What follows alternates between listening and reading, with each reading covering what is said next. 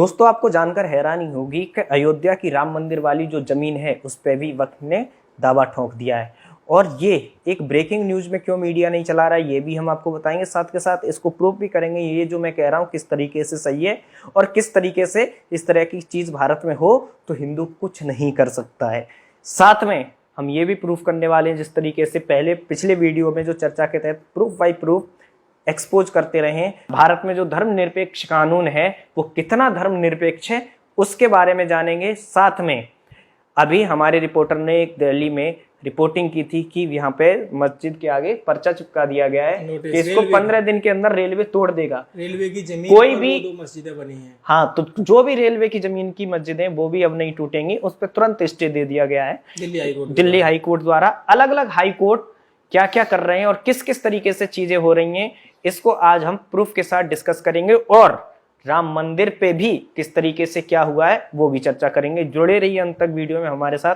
मेरा नाम है विद्यार्थी शिवम, मेरे साथ है अभय प्रताप जी। सबसे पहले तो ये कि अपने रिपोर्टर गए आलोक झा, उन्होंने वहां पे दिखाया कि 15 दिन के अंदर कोर्ट टूट जाएगा। मौलाना साहब से बस इतना पूछ लिया, मौलाना साहब कह रहे हैं कि रेलवे को जमीन हमने दिया, रेलवे कब आया भारत में, है ना। उन्होंने कह दिया कि तुम कब आए भारत में, है। इतने पे तो मौलाना साहब का दिमाग खराब हो गया, है ना। तो उन्होंने कहा ये संपत्ति वक्फ की है।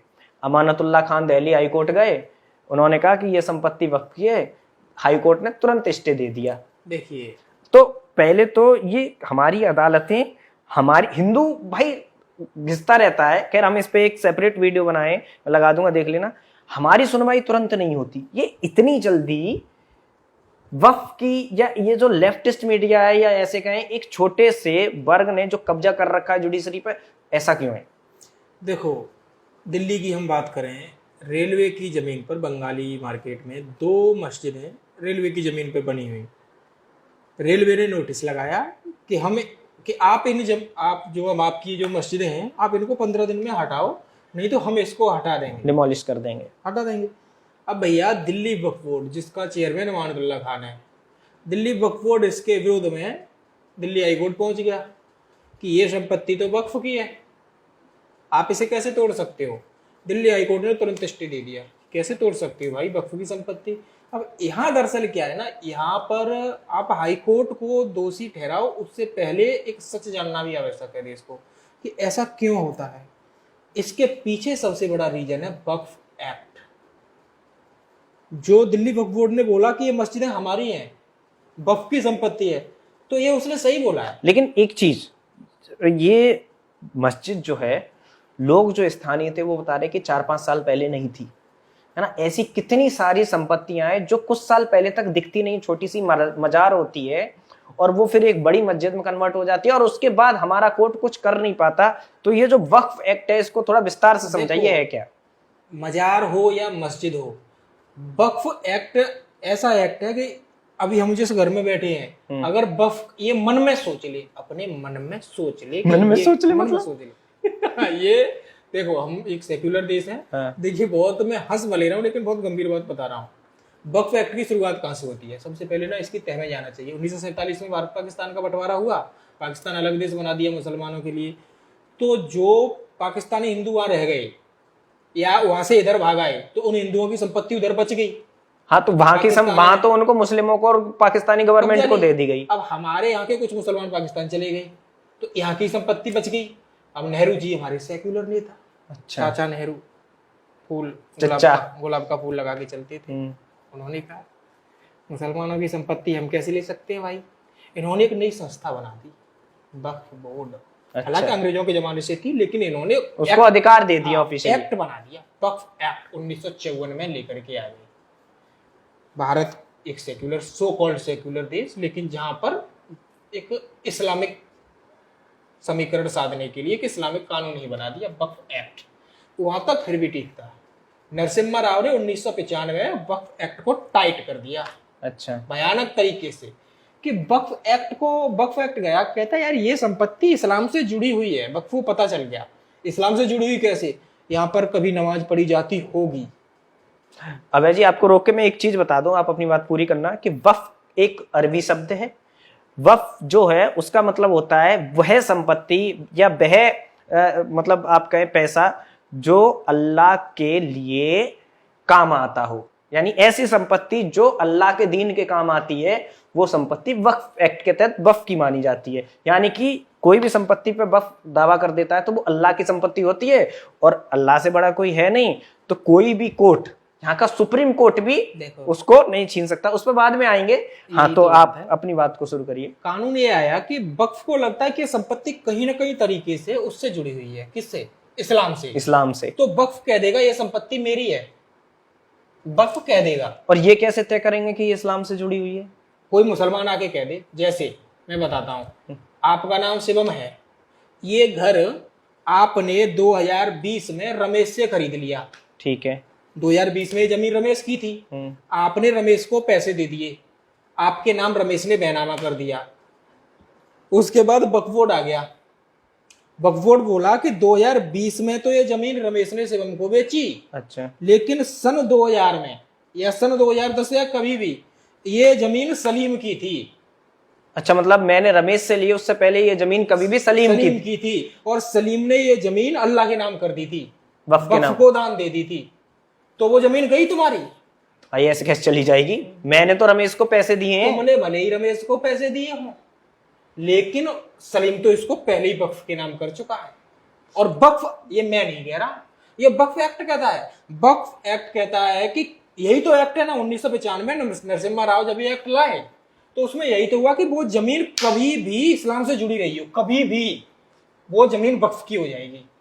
ये क्या तरीका? मतलब मेरी तो दाखिल खारिज है, मेरे नाम डॉक्यूमेंट है, रमेश ने पैसे लिए हैं, उसके नाम की जमीन मैंने ली है। जैसे ही वक्फ एक्ट लागू होता है, ये सारी दाखिल खारिज, सारे बैनामे, सारे आपके स्टाम्प पेपर मायने ही नहीं रखते।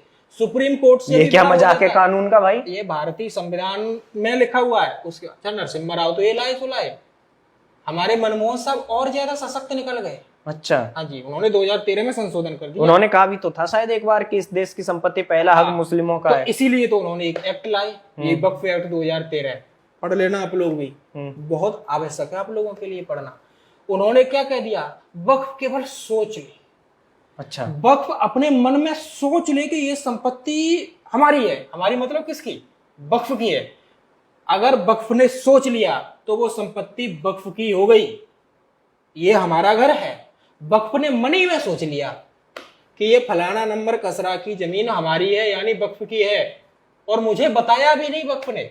वक्फ सीधा तहसील जाएगा, तहसीलदार को रजिस्ट्रार कार्यालय में नोटिस देगा कि वो जो संपत्ति खसरा नंबर इतना, मकान नंबर इतना इतना, ये संपत्ति वक्फ की है। वहीं पर वो स्वीकार कर लेगा रजिस्ट्रार यार उसकी अपील। अच्छा, एक चीज अब एक चीज और, अब मुझे तो पता ही नहीं है यार, अब मेरा मन क्या है, मैं तो इस जमीन को बेचना चाहता हूँ, इस घर को। मैं जाऊंगा, मैं कहाँ जाऊंगा फिर? हम जाएंगे अपने रजिस्ट्रार या तहसील बेचने जाएंगे ना। हम वहां गए, हमने गिराकी भी लगा लिया जी, हम वहां लेकर के गए तो तहसीलदार या रजिस्ट्रार हमसे क्या बोल रहा है? रजिस्ट्रार, तुम इस जमीन को नहीं बेच सकते। क्यों? क्योंकि वक्फ को लग रहा है कि हमारी है। अच्छा। हाँ, अब वक्फ को तो लग गया, केवल वक्फ को प्रमाणित भी नहीं करना कि संपत्ति इस्लाम से जुड़ी है। अब मुझे ये प्रमाणित करना है कि इस्लाम से नहीं जुड़ी है। वक्फ तो चैन से बैठेगा ऐसे।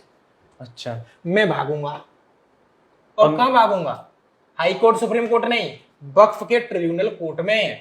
मतलब इनका भारत में हाई कोर्ट सुप्रीम कोर्ट से अलग कोर्ट चलता है। क्या बात कर रहे हो यार? इन्होंने एक तो मेरे घर पे दावा ठोका, और अब इन्हें साबित नहीं करना है कि ये घर अभय प्रताप का नहीं है, अब ये मुझे साबित करना है कि ये घर अभय प्रताप का है, ये वक्फ का नहीं है। और इसके लिए भी मैं किसी भी कोर्ट, सिविल कोर्ट में नहीं जा सकता, उसके लिए मुझे इनके कोर्ट में जाना। और इनके कोर्ट ने अगर बोल दिया कि हाँ वक्फ सही कह रहा है, तो मैं इसके विरुद्ध सिविल तो उनका कोर्ट है तो उन्हीं की बात करेगा। और उसके बाद ट्रिब्यूनल कोर्ट के फैसले के बाद मैं सुप्रीम कोर्ट, अपने जो हमारे सिविल कोर्ट बने हुए हैं ना, उस सिविल कोर्ट में भी नहीं जा सकता, उनमें अपील नहीं कर सकते। तो सुप्रीम कोर्ट बड़ा कैसे हो गया? ट्रिब्यूनल कोर्ट सबसे बड़ा हुआ ना।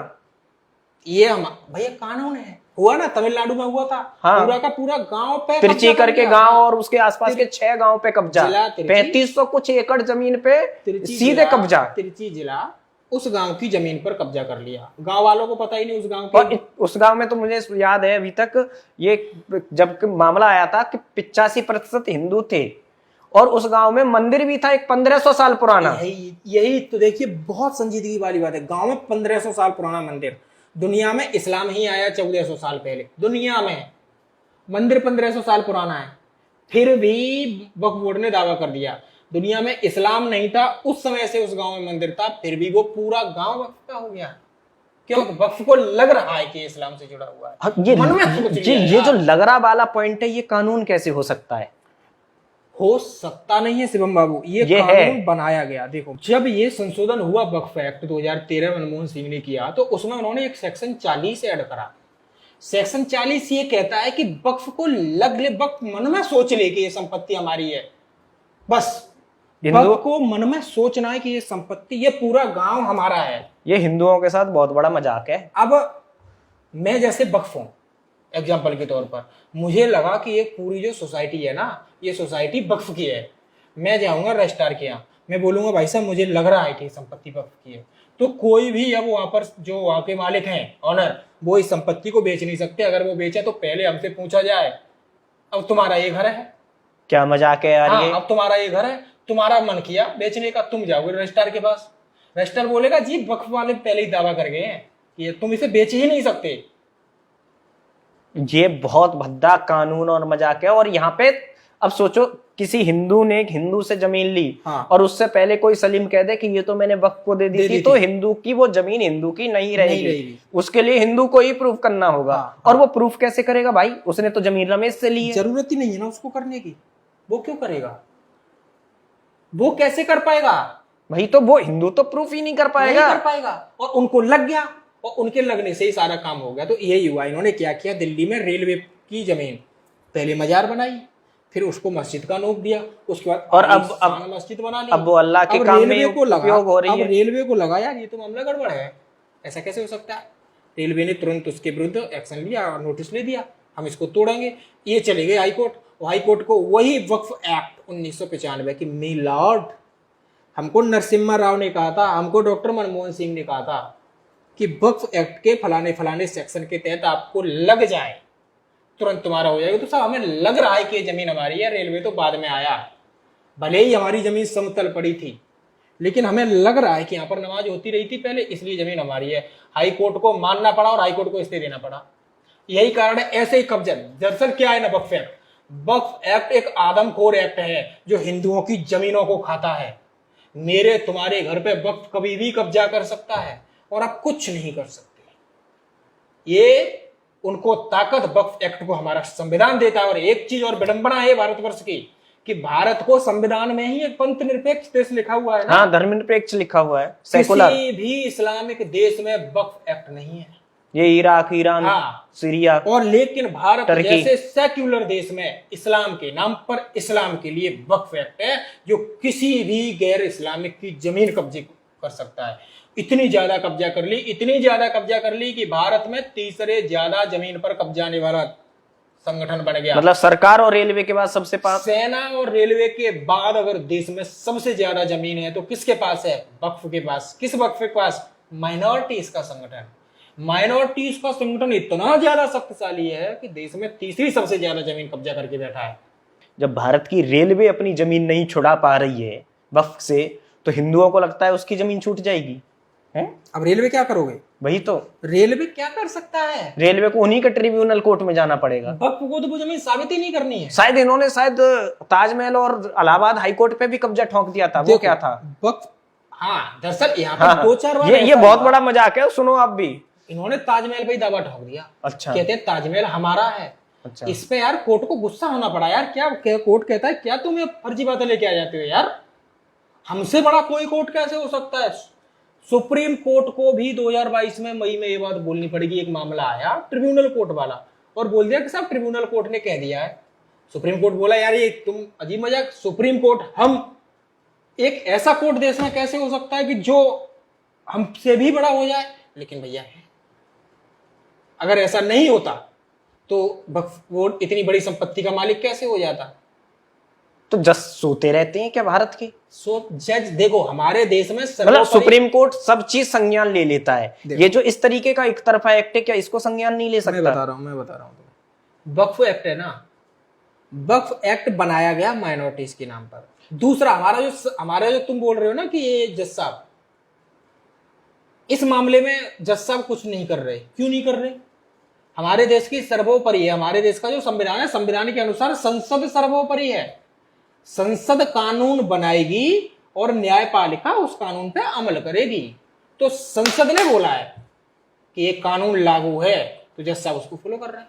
अब एक चीज और यहाँ पे आती है दोस्तों, इसी कानून के तहत आप सोच के चलिए कि वक्फ को सिर्फ ये बोलना है भाई कि राम मंदिर से पहले तो उस जमीन पे जब इन्होंने खरीदी है राम मंदिर बनाने के लिए, यहाँ तो नमाज होती रही है। वो दावा कर सकते बड़े आराम से कि बोल दें कि यहाँ पर मतलब हिंदू इतना पैसा चंदा करके दुनियादारी करके है ना, कल को राम मंदिर बना के खड़ा कर दिया। राम मंदिर हमारा बन रहा है। हाँ। अब चूंकि राम मंदिर एक ज्वलंत मुद्दा है तो आसानी से तो नहीं, लेकिन जैसे जैसे देश में मुस्लिम जनसंख्या बढ़ रही है, घुसपैठी भी 20 करोड़ है ना। हाँ। बढ़ते जा रहे हैं। तो जैसे जैसे बढ़ते जाए और एक बार फिर वक्फ दावा कर दे कि यहाँ पर 1526 से लेकर 2019 तक यहाँ नमाज होती थी, लगभग 500 साल ये जमीन इस्लाम की रही है, तो ये जमीन वक्फ की है। अब तुम दावे ठोकते रहो ट्रिब्यूनल कोर्ट में, वक्फ इसको कब्जा लेगा अगर चाहेगा तो। अभी ये लोग इंतजार कर रहे हैं, हमने राम मंदिर लड़के ले लिया। अब जो ये बार बार जो बोलते हैं ना, वो वैसी टाइप के लोग, कयामत तक बाबरी रहेगी, क्यों बोलते हैं? इसीलिए तो बोलते हैं, उन्हें पता है संविधान ने वक्फ एक्ट नामक एक चुनचुना इनको पकड़ा दिया है, और ये उसका तब प्रयोग करेंगे कि जो मुस्लिम आबादी अभी 20-25 है ना, ये 30 से 40 हो जाएगी। और प्लेसेस ऑफ वर्शिप एक्ट भी हिंदुओं के खिलाफ, वो तो भैया बहुत सारी चीजें की इन्होंने। गांधी नेहरू परिवार ने हमारे ऊपर वक्फ तो एक आदमखोर एक्ट बना लिया कि भैया देखो, हिंदू को तुम पूरी तरह से दो कब बना पाओगे, तभी बना पाओगे इनकी जमीन हसीन। देखो 1995 का जो एक्ट है ना, 1995 के वक्फ एक्ट का सेक्शन 3, कोई भी संपत्ति किसी भी उद्देश्य के लिए कानून के मुताबिक पाक, मजहबी या परोपकारी मान ली जाए तो वह संपत्ति वक्फ की हो जाएगी। आर्टिकल 40, जमीन किसकी है ये वक्फ का सर्वेयर और वक्फ बोर्ड तय करेगा। वक्फ एक्ट 2013 का सेक्शन 40, वक्फ को केवल लग जाए कि ये जमीन वक्फ की है, लगते ही वो जमीन वक्फ की हो जाएगी, सिर्फ लगने से हो जाएगी। 1995 का सेक्शन 40 ये कहता है कि सर्वे करेगा, वक्फ का सर्वेयर होगा, और वो सर्वेयर को असीमित शक्तियां हैं, अपने मन से सर्वे करके वो कह सकता है वक्फ की तो हो गई। इसके अलावा वक्फ का एक सीईओ होता है जो मुस्लिम ही होगा। और सेक्शन 28 वक्फ एक्ट का सेक्शन 28 वक्फ के सीईओ को यह अधिकार देता है कि वह कलेक्टर को भी आदेश दे सकता है। क्या बात कर रहे हो? कलेक्टर को आदेश दे सकता है। तो जैसे ही आपको नोटिस मिलेगा कि ये जमीन वक्फ की है, आपको जमीन के नक्शे, रजिस्ट्री, पेपर लेकर वक्फ बोर्ड के पास जाना पड़ेगा, ताकि आप ये साबित करो कि ये जमीन आपकी है। उसी वक्फ के पास जाना पड़ेगा जिस वक्फ ने आपको नोटिस भेजा है। समझ रहे हो? और एक चीज और, आर्टिकल 40 जो है ना, ये बहुत ज्यादा दरअसल भयावह है। यही है, वक्फ इसी में ये अधिकार दे दिया कि वक्फ केवल सोच ले और फिर आपको ट्रिब्यूनल कोर्ट जाओ, अर्थात इस मामले में वक्फ ही पुलिस है जो सोच रहा है। हाँ। उसी के पास जाना है कि ये संपत्ति तुम्हारी नहीं है भाई। वक्फ ही पुलिस, वक्फ ही वकील, वक्फ ही जज। तो मतलब सुप्रीम कोर्ट से तो वैसे भी बड़ा हो गया ये। अब बताओ आप क्या कर सकते हो? कोई हिंदू कुछ नहीं कर सकता, और इसीलिए जमीनें लगातार कब्जा होती जा रही हैं। और इसीलिए दिल्ली में वो मस्जिद शायद अब ना भी टूटे, क्योंकि अगर वो वक्फ की जमीन है तो रेलवे कुछ कर नहीं सकता। देखिए बिल्कुल। और मैं आपको एक चीज बता दूं अभय जी, बरेली और अलीगढ़, बरेली पैसेंजर चलती है, अलीगढ़ में एएमयू के आसपास जितनी भी जमीन है भाई, पटरी से जुड़े हुए मकान बने हुए हैं, और किसी की औकात नहीं है कि वहां तोड़ के दिखा दे, बुलडोजर चला। योगी जैसा शासक होते हुए भी कुछ नहीं कर पा रहा। और कारण क्या? उन्हें पता है उन्हें वहां बैठना है। अब यार कोई मुसलमान रहेगा तो ऑब्वियस है वो नमाज तो पढ़ेगा, और नमाज पढ़ लिया तो नमाज पढ़ लिया तो वो संपत्ति अल्लाह से जुड़ गई, और जैसे ही इस्लाम से अल्लाह से वो संपत्ति जुड़ी, वो संपत्ति वक्फ की हो गई। अब आपको पटरी वाली टेढ़ी करके निकालनी और दोस्तों उन्हें वहां से नहीं हटा। और दोस्तों तमिलनाडु के वो जो 6 गांव है, वहां भी कोर्ट ये आदेश दिया है कि पहले वक्फ से क्लीन चिट लाओ, तब हम कुछ करेंगे। अरे यार वो मामला दरअसल क्या था, पूरा गांव था वो तिरची जिले का एक गांव था। एक आदमी को यार कुछ जरूरत पड़ी होगी या मजबूरी में आदमी अपनी राम करके कुछ नाम था, रामचंद या राम कुछ, उन्हें कुछ मजबूरी थी, वो अपनी जमीन बेचने गए साहब रजिस्ट्रार कार्यालय। रजिस्ट्रार बोलता है तुम जमीन अपनी बेच नहीं सकते, बोलते भैया क्यों नहीं बेच सकता, जमीन तो मेरी है। कहता है इस जमीन पर वक्फ अपना दावा ठोक चुका है। अब पूरा गांव वक्फ के चक्कर काट रहा है। दरअसल देखो, वक्फ इसकी दो चीजें करता है। वक्फ इस एक्ट का सहारा लेकर उगाई भी करता है। कैसे? आपकी संपत्ति है, मैंने आपको नोटिस भेज दूं, ये संपत्ति तो मेरी है, अब आपकी तो फट गई ना, आप कहाँ जाओगे? कोर्ट। कोर्ट में तो जा ही नहीं सकते, आपको जानकारी नहीं तो कोर्ट जा सकते, कोर्ट से आप वापस आ जाओगे।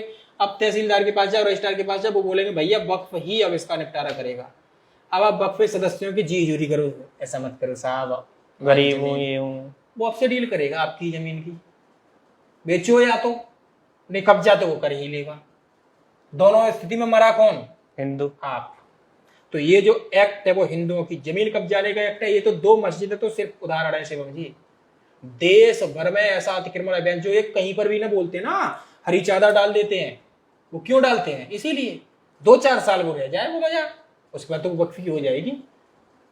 इसलिए आप यूसीसी की बात कर रहे हो ना, आप लाओ यूसीसी, लेकिन इस पर भी विचार करो। यूसीसी के अंतर्गत ये जो पर्सनल मजहबी कानून बना रखे हैं ना, इसका खात्मा करना पड़ेगा। 123 संपत्तियां दिल्ली के लुटियन इलाके की। चुनाव 2014 में चुनाव आयोग जिस दिन घोषणा कर रहा था ना, किसकी? चुनाव की, आम चुनाव की नोटिफिकेशन जारी कर रहा था, उसी दिन डॉक्टर मनमोहन सिंह ने, ईमानदार बोलते ना, डॉक्टर साहब बहुत ईमानदार आदमी थे। कितने ईमानदार थे? डॉक्टर साहब बहुत सेक्युलर थे। कितने सेक्युलर थे? ये उदाहरण मैं आपको ये बहुत बता रहा हूँ गंभीर, ज्यादातर लोग जानते भी हो लेकिन बहुत सारे लोग नहीं जानते हैं। जिस दिन चुनाव आयोग ने 2014 के आम चुनाव की घोषणा की, उसी दिन मनमोहन सिंह की सरकार ने लुटियन दिल्ली की, लोधी रोड, मथुरा रोड, इस इलाके की 123 संपत्तियां वक्फ बोर्ड के नाम खरीदी। क्या बात कर रहे हो? जिस दिन चुनाव आयोग आचार संहिता लगा रहा था, क्या मनमोहन सिंह को पता था कि जैसे ही चुनाव आयोग घोषणा करेगा इस देश में आचार संहिता लागू हो जाएगी, फिर हम कुछ नहीं कर पाएंगे? उससे चंद मिनट पहले 123 संपत्तियां कह दिया। तो ये भारत की जमीन और संपत्ति के नेताओं की जागीर है जो ये करते रहे। अब खुश करने के लिए सिर्फ कोर्ट में फैसला गया, बीएचपी ने डाला, तो मोदी सरकार ने 123 संपत्तियां वापस ले ली, तो वक्फ फिर से कोर्ट चला गया, कोर्ट ने स्टे लगा दिया। क्या मजाक है ये? हिंदुओं को मारा तो हर तरीके से जा रही है। आदमी जीवन भर मेहनत करता है तब अपनी जमीन बना पाता है भाई साहब, और उस जमीन पर वक्फ केवल अपना दावा ठोक देता है, वो जमीन वक्फ की हो जाती है। और इसलिए उनको हथियार मिला है। हम लोग भी ये जानते हैं ना, जो बोला जाता है 40 से बच्चे पैदा करके बैठ जाते हैं। क्यों बैठ जाते हैं? इनको मौलाना साहब यही तो सिखाते हैं मदरसे में। तो जमीन तो तुम्हें मिली जाएगी, मकान तो तुम्हें, परेशान हो रहे हो, बच्चे तुम पैदा कर लो, आज नहीं तो कल। ये जो महल बना रखे हैं ना तुम्हारे पड़ोसियों ने, तुम्हारे ही तो है। हमारा वक्फ बोर्ड बैठा है, कर देगा दावा, बनाओ तुम, कब जाएंगे वो। और ऐसा होता आया है, बहुत ज्यादातर मामलों में ऐसा हुआ है। नहीं तो वक्फ की संपत्ति कहां से आई? ये लेकर के आया है क्या यार कहीं से? जहां बन होता है यार वहीं इसकी संपत्ति पैदा हो जाती है। एक चबूतरा आप बना के हरी चादरी तो बिछानी है, उसके बाद आसपास का एरिया उनका, एक ब्रेकर बनाया, हरी चादर बिछाई, हो गया। तो दोस्तों इस वीडियो में इतना ही। हमें सपोर्ट करिए और YouTube पे जाके सब्सक्राइब जरूर करिए। और हम जो ये जो कलई खोल रहे हैं ना, बहुत सारे, आप यकीन नहीं मानेंगे, मेन बॉक्स में धमकियां मिलती हैं, गालियां मिलती हैं, थ्रेड्स दे रहे हैं लोग कि आप ये सब बनाना बंद करो। बीच में हमने इसीलिए वीडियो भी नहीं बनाए।